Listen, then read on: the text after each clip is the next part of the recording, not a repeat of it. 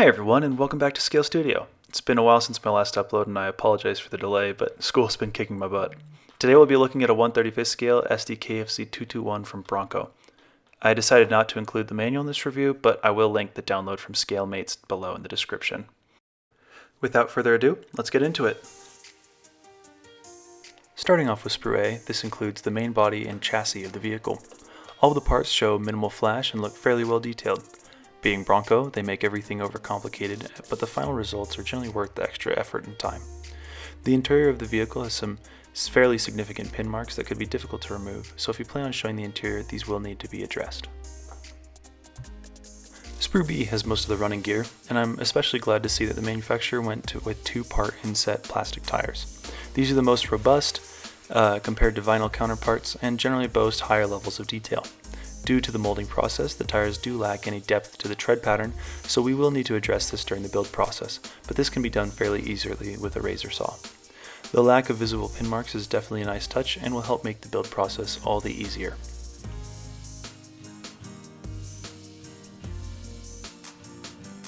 Sprue C includes some of the main interior details as well as stowage boxes, turret armor, and more. The turret has some decent weld beams on it, which we will take full advantage of during the weathering process.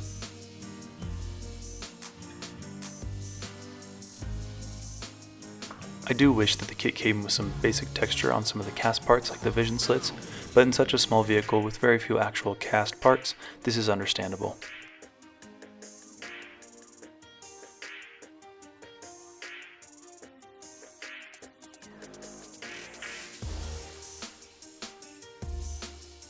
Sprue D has most of the remaining details in the interior. Looking at the part count and how fine the details are, we may actually leave the interior accessible, because the amount of work that's been put into designing this is way too good to pass up on. Thankfully, most of the pin marks look like they'll be totally hidden, thank goodness.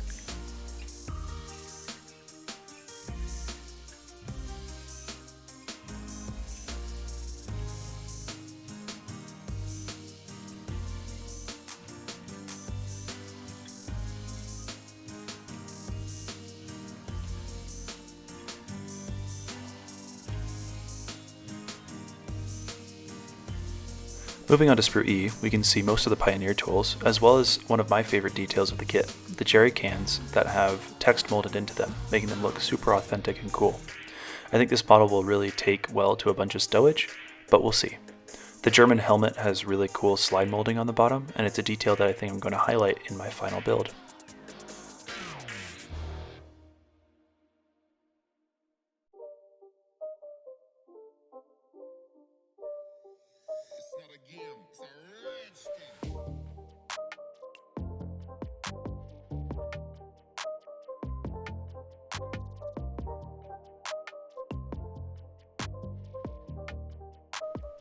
Sprue BA finally lets us get into the main gun assembly, which looks really nice. The barrel has some awesome slide molding, and all the parts look well detailed and relatively pin mark and flash free. The only thing that may need to be changed is that the spaced armor is slightly thicker than I like.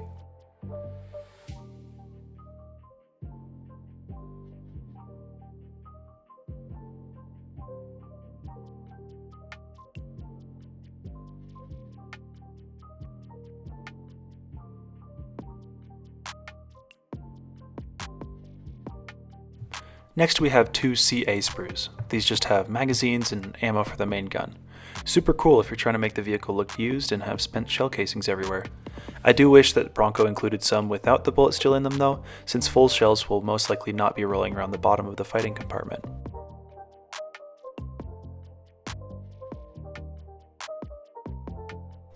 Sprue H has more detail for the turret, a second turret and turret ring, some stowage boxes, and headlight brush guards. They included a second turret because there actually are two configurations for this kit. This one is the one that fits the 20mm cannon, the other one has the machine gun in it.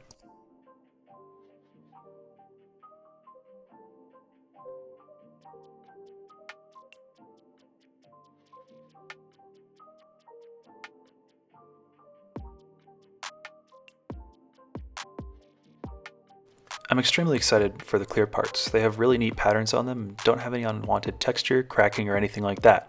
Unfortunately, I'm pretty sure that they'll be mostly covered on the finished model, so we'll have to see about that on the final result.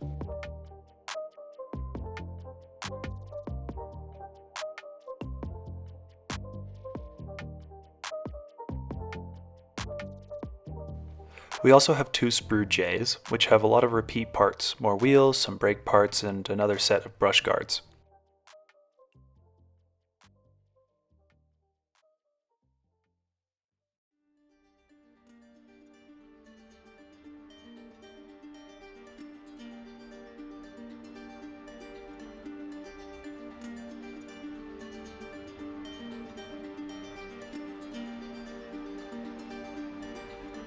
The photo etch seat is fairly large with some really great details. It includes jerry can liners, sealing meshes, mud guards, license plates, and a bunch of small details.